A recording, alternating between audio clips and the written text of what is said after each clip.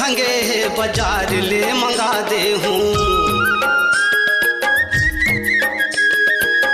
ज्यादा गुठिया थस टूरा अब तो मोहल्ला बंद कर ले। पाछू परे हवा तोरे अब तो पसंद कर ले। ज्यादा गुठिया थस टूरा अब तो मोहल्ला बंद कर ले। अरे पाछू परे हवा तोरे अब तो पसंद कर ले।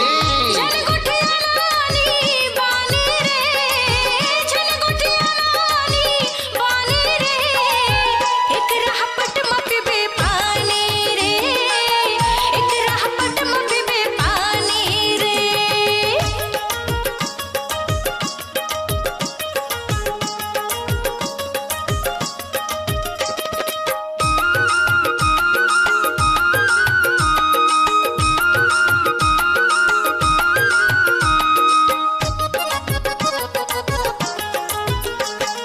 मैया दे के मैया ले ले कहत हवा तोला। और छोड़ दुनिया मजा लान ले कोनोला।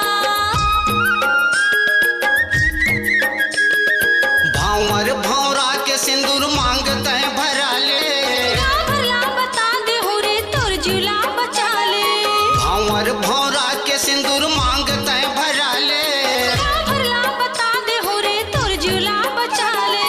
ज्यादा हो गए तोर अभी मानी वो, ज्यादा हो गए तोर अभी मानी वो, दूसर बना हूँ मोर रानी वो, दूसर बना हूँ मोर रानी वो।